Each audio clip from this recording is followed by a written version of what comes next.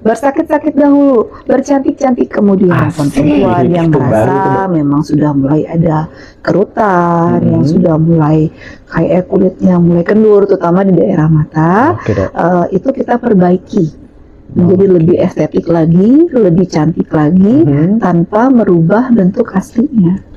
Oke, jadi muka masih tetap sama dong ya? Tetap sama dong, masa beda? Iya dong. Oke, halo sahabat mata. Ketemu lagi di episode kali ini di Ngorta, ngobrol bareng Rumah Sakit Mata. Jadi di episode kali ini kita akan membahas mengenai kecantikan mata. Oke, kecantikan mata dengan dokter yang cantik. Oke, masih bersama saya Dewode akan memandu episode kali ini untuk mengetahui lebih jauh apa itu. Pernah dengar mengenai air rejuve? Apa itu blefaroplasty? Oke, kita tanpa berlama-lama, kita langsung saja dengan salah satu dokter di rumah sakit kami, yaitu beliau adalah seorang dokter spesialis mata di bagian rekonstruksi ya dok ya. Beliau nanti akan memperkenalkan diri secara langsung kepada semua. Hari ini kita sambut saja ya. Beliau di sebelah saya. Oke, Dokter Ayu Trisna, selamat siang, Dok. Selamat siang. Oke, Dok. Boleh Dokter perkenalkan diri? Oh ya, oke. Mungkin ada yang sudah kenal, ada yang belum kenal. Jadi saya ulang lagi deh, kali ada yang lupa ya. Nama saya Nimadi Ayu Trisna Dewi. Saya dokter mata di Rumah Sakit Mata Bali Mandara. Saya memegang divisi ROO atau rekonstruksi, okuloplasti dan onkologi. Oke, dokter. Kalau dokter boleh tahu, dokter memang asli dari Bali dok ya? Iya dong, Bali asli. Bali asli. Balinese girl. Balinese girl. Oke, iya. Oke dok. Kalau dok, saya pernah dengar mengenai air rejuve dok. Jadi air rejuve benar dok yang ngomongnya? Iya betul. Air rejuve. Ada air rejuvenation gitu dok. Itu apa itu bedanya dok? Apa itu air rejuve itu dok? Oke, sebenarnya air rejuve atau air rejuvenation itu sebenarnya tidak jauh berbeda. Sedangkan di sini yang kita fokuskan adalah mengenai peremajaan mata. Peremajaan mata, rejuvenation. Itu artinya adalah peremajaan mata, di mana biasanya hal ini lebih ditekankan pada perempuan ya. Perempuan, laki-laki sih sebenarnya nggak masalah ya, boleh. Cuma lebih banyak ibu-ibu, perempuan-perempuan yang merasa memang sudah mulai ada kerutan, yang sudah mulai kayak kulitnya mulai kendur, terutama di daerah mata. Itu kita perbaiki menjadi lebih estetik lagi, lebih cantik lagi, tanpa merubah bentuk aslinya. Oke, jadi muka masih tetap sama dong ya? Tetap sama dong, masa beda? Iya dong. Kita pikir baru di Eropa, jadi takutnya berbeda, ini siapa ya? Nah, ini siapa nih kok makin cantik? Iya. Gitu. Oke dok, jadi kalau misalnya pada laki-laki juga boleh dok ya? Iya betul, bisa saja. Jadi perempuan, laki-laki itu sebenarnya punya hak yang sama untuk tampil estetik, tampil cantik, tampil percaya diri. Itu hak semua orang, ya. Oke, tapi kalau misalnya bagi laki-laki sudah ada yang menjalani nggak sejauh ini dok? Selama ini sudah pernah saya melakukan sekitar 2 pasien yang melakukan blefaroplasty. Itu laki-laki loh. Laki-laki yang memang merasa keluhan di kelopak matanya mulai muncul ya sebenarnya tidak masalah ya. Jadi perempuan, laki-laki kalau sudah merasa tidak nyaman, kurang percaya diri, saya rasa tidak masalah. Oke dok, jadi kalau misalnya bisa dikatakan seperti itu berarti usia yang pas gitu dok. Jadi 2 pasien dok sebelumnya tuh usia berapa kalau boleh tahu dok? Usia pasien saya kebetulan yang pertama itu sekitar 40 tahun. Oke, nggak terlalu tua juga ya? Tidak tua banget sih, cuman sudah merasa ada gangguan di kulit yang lebih kendur, lipatan kelopak mata atasnya sangat mengganggu, jadi ya kita lakukan prosedur itu. Terus yang berikutnya itu sekitar umur 34. Nah, sebenarnya tidak masalah ya mau usia berapapun. Cuman yang saya sarankan adalah mungkin lebih baik di atas usia 30. Kenapa? Karena di bawah itu mungkin masih bisa kita lakukan perawatan, misalnya mungkin dengan melakukan masas sesuai arah yang melawan gravitasi, kemudian krim-krim itu kan banyak banget ya sekarang ya. Ada krim mata, ada pelembab mata, itu serum mata, itu mungkin bisa dimanfaatkan dulu sebelum nanti akhirnya kita beralih ke tindakan yang lebih invasif, yaitu blefaroplasty. Oke gitu, jadi serum-serum itu masih bisa untuk mengupayakan dok ya? Iya, kalau menurut saya masih bisa, karena kalaupun nanti kalau terlalu muda, itu sebenarnya sih tidak masalah juga ya. Cuman kadang yang kita prioritaskan adalah pasien yang memang sudah terganggu, misalnya kayak aktivitas sehari-hari untuk melihat kelopak matanya kendur sekali, jadi kan betul. Nah itu yang lebih kita utamakan. Cuman bukan berarti kalau yang usia lebih muda tidak boleh, sebenarnya boleh. Cuman yang membedakan adalah tekniknya. Jadi kalau misalnya usia di bawah 30 itu kan otomatis kulit masih biasanya cenderung lebih kenceng ya, lebih bagus. Kita tidak melakukan pengencangan kulit, hanya mengeluarkan jaringan lemaknya saja. Kalau di atas itu sebaiknya disertai dengan pengencangan kulit. Karena apa? Jika kita keluarkan lemak, terus kulitnya dibiarkan kendur, itu estetikanya jelek sekali kan kelihatannya. Iya. Jadi itu aja sih perbedaannya. Siap. Nah, satu lagi dok, menyambung hal itu. Kalau misalnya ada masyarakat bilang tentang buah gitu loh, apakah buah itu bisa tetap untuk mengencangkan kulit gitu dok? Untuk maksudnya, membantu pengencangan kulit gitu, jadi konsumsi buah gitu lah ya. Konsumsi buah, jadi kendornya jadi gak lama gitu, umur 50 dok. Kalau emang gitu berarti kita nggak ada kerjaan nih. Kalau misalnya buah bisa, iya benar. Nah gini ya, sebenarnya semua vitamin, makanan, buah ataupun apapun itu pasti tujuannya memberikan nutrisi untuk menyehatkan kita ya. Cuman kalau misalnya itu di atas usia yang 30 seperti saya bilang tadi, biasanya produksi kolagen dari dalam diri sendiri itu sudah mulai berkurang. Jadi meskipun kita menambahkan suplemen ataupun makanan, mungkin agak kurang nampol gitu istilahnya ya, agak kurang pas. Jadi mungkin akan memerlukan juga akhirnya tindakan-tindakan invasif seperti blefaroplasty ataupun tindakan pengencangan kulit lainnya. Iya. Jadi kalau pengencangan itu di rumah sakit ini kita sudah mulai mengerjakan dok ya? Sudah boleh. Cuman area mata ya. Jadi kalau misalnya dokter perbaiki dong hidung saya, nah itu belum. Belum dok ya? Belum. Jadi mata aja. Iya betul, mata aja, area mata belum. Itu mata belum, apalagi itu ya. Oke, maaf. Terus untuk apa saja prosedur sebelum prosedur itu dilakuin, kira-kira apa saja yang harus dipersiapkan oleh pasien itu? Untuk pasien ya. Sebenarnya dari usia dulu ya. Jadi mungkin jangan nanti saya bilang usia sebenarnya berapa aja boleh, terus 17 tahun sini ya jangan dulu ya. Namanya kolagen itu bisa kita picu pembentukannya. Hanya saja pada beberapa orang mungkin memang sudah tidak sanggup lagi membentuk seperti itu. Ya kita sarankan untuk lakukan tindakan pembedahan. Usia dulu di atas mungkin sebaiknya di atas 30. Kemudian yang berikutnya adalah tentu keadaan sistemik. Bagus ya, jadi tidak ada kelainan-kelainan lain seperti gangguan pendarahan, penyakit sistemik lain, misalnya kencing manis, darah tinggi. Saya harapkan jika ada, mungkin lebih baik terkontrol dulu ya, jadi dicek dulu supaya stabil, barulah kita mulai ke arah pemeriksaan menuju ke preoperasi. Itu aja sih yang paling penting kalau menurut saya. Siap dok. Kalau pasien itu dengan bius apa tuh? Dengan bius total apa bius lokal aja cukup untuk pasien jenis itu? Nah ini pertanyaannya bagus ya. Karena ada beberapa pasien yang sering bertanya kepada saya, itu sakit nggak dok? Ini nanti nyeri nggak? Saya takut sakit. Nah itu banyak banget pasien yang seperti itu. Nah sebenarnya tindakan ini blefaroplasty sendiri itu bisa dilakukan dalam dua pembiusan, artinya dalam lokal anestesi, artinya disuntik hanya di area mata saja. Apakah itu di kelopak mata atas atau kelopak mata bawah. Kemudian yang kedua adalah dengan pembiusan total, artinya pasien dalam kondisi tidur, bangun-bangun beres. Jadi tidak akan merasakan nyeri, tidak akan merasakan tidak nyaman. Jadi udah beres aja begitu bangun. Jika pasien dalam artian ketakutan, jadi udah stres duluan, cemas, saya lebih sarankan untuk dalam kondisi tidur. Karena apa? Pasien tenang, kita juga bekerja dengan tenang, jadi akan menarik jaringan, jahit itu tidak akan menimbulkan trauma ke pasien. Oke, siap dok. Jadi istilahnya itu lebih ke kesiapan kali. Iya betul, lebih kesiapan mental. Jadi kalau udah ragu tapi pengen, mending dibius aja. Oke, tapi kalau misalnya sebelum bius total itu ada persiapan lagi berarti? Oh iya pasti. Dan seperti saya bilang tadi kan ada persiapan sistemiknya, pasien harus bagus, jadi ada cek darah, ronsen, kita konsulkan ke dokter penyakit dalam jika perlu, Iya, Dok. dokter konsul ke dokter pembiusan dan itu pasti harus dikonsulkan. Jika kondisi optimal, baru kita melangkah ke langkah berikutnya. Oke, jadi itu dikerjakan di ruang operasi dong, Dok ya?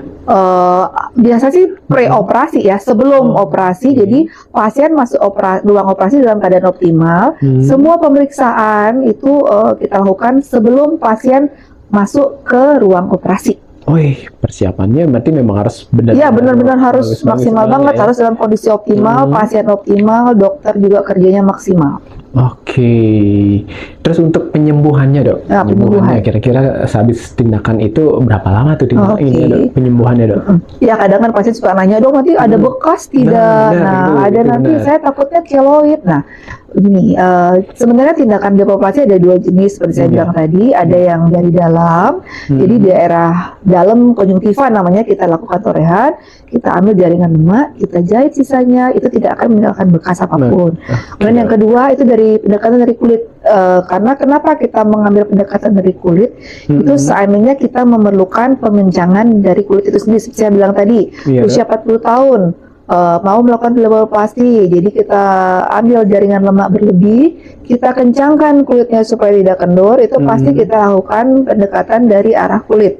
Oke, Dok. Nah, itu penyembuhannya biasanya sekitar, kalau sembuh total ya sekitar 3 minggu atau 4 minggu, asal mengikuti aturan. Jadi beberapa larangan-larangan itu diikuti, saya rasa penyembuhannya akan lebih cepat. 3 minggu atau 4 minggu. 3 minggu dok, ya berarti setelah tindakan itu 3 minggu kemudian baru pasien akan datang lagi untuk kontrol gitu dok? Pada sebelumnya lagi, Dok? Bukan begitu. Jadi kontrolnya adalah hari H operasi, Iya, Dok. H+1, setelah itu seminggu, setelah seminggu mungkin 2 minggu, setelah itu baru sebulan.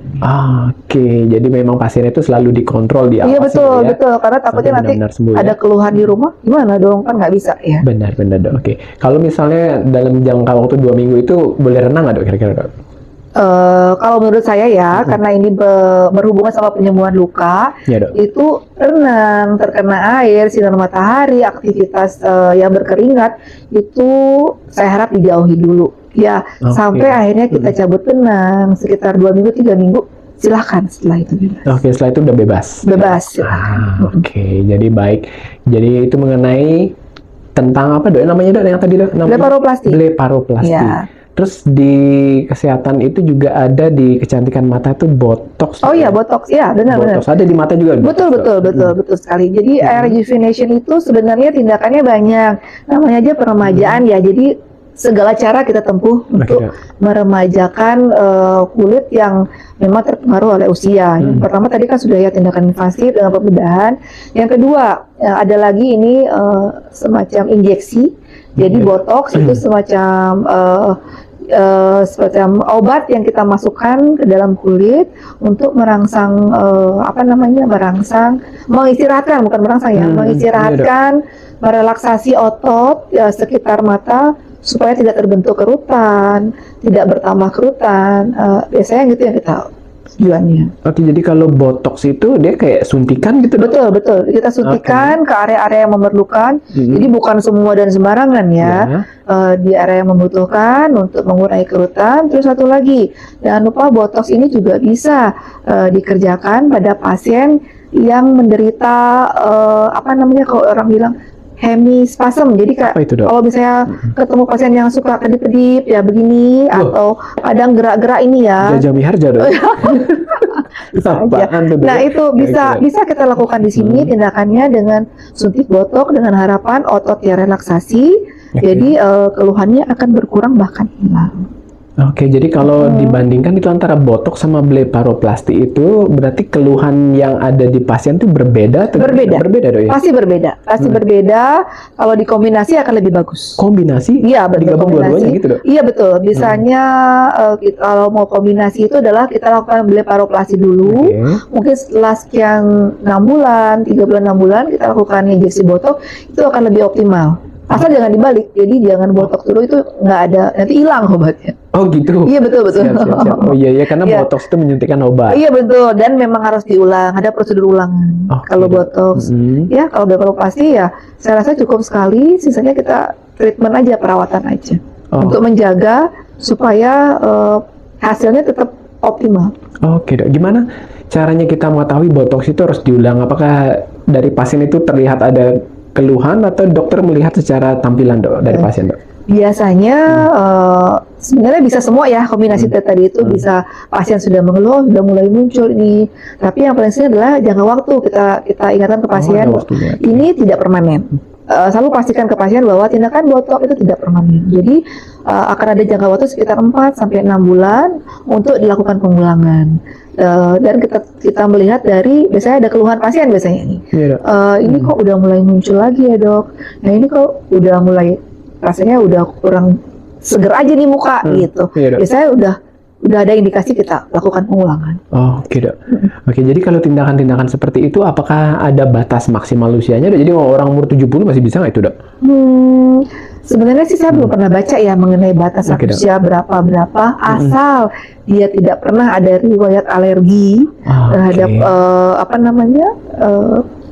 botok itu ataupun alergi terhadap obat-obatan lain mungkin yang atau penyakit alergi ataupun penyakit yang serius seperti misalnya autoimun atau penyakit yang lain-lain yang berhubungan sama imunitas itu saya rasa nggak masalah. Asal pasien ya toleransi terhadap nyerinya sedikit.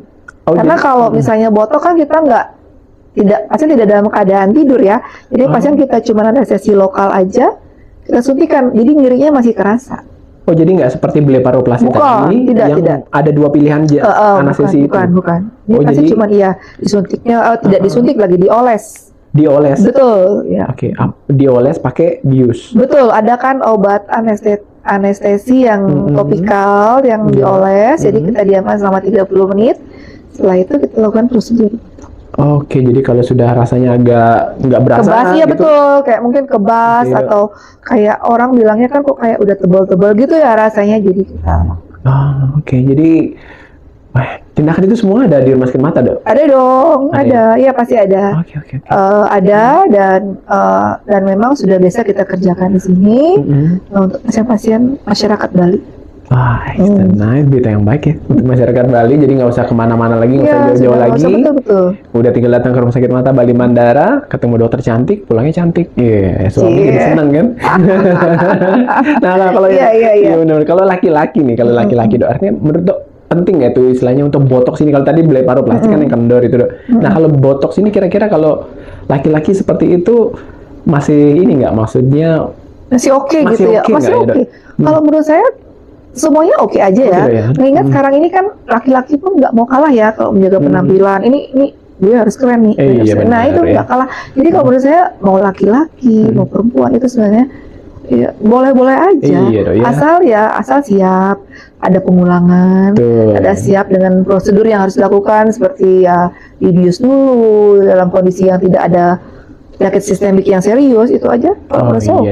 Iya sih untuk saat ini emang kalau laki-laki itu sama aja harus menjaga juga betul sama aja. Jadi rasa percaya diri kan sebenarnya perempuan laki-laki sama aja ya. Iya benar. Malah lebih cenderung nggak pede kayak laki-laki nggak ya? Nggak pedean beneran. Ya gitu makanya maksud saya. Jadi semua boleh asal siap, asal berani melakukan itu, saya rasa nggak masalah. Oke, jadi kalau memang yang namanya beautiful is pain itu memang benar. Benar ya. Beautiful is pain itu benar banget ya.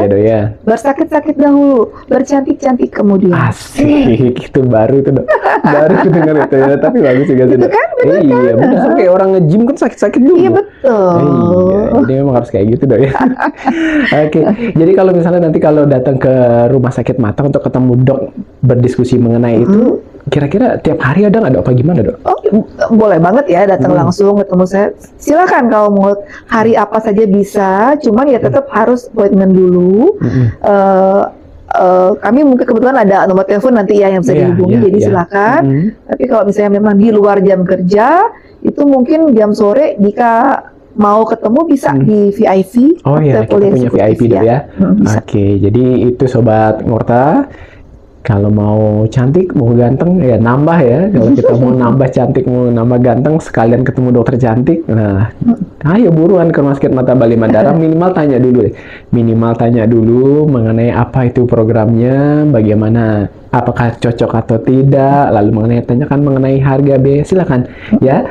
Oke, jadi demikian pembahasan kita kali ini. Terima kasih dokter sudah mengikuti podcast kita hari ini bersama Ngorta di Ngobrol Bareng Rumah Sakit Mata. Jadi, sahabat mata, silakan datang. Kita tunggu, kita cantik dan tampan bersama ya. Oke, selamat siang.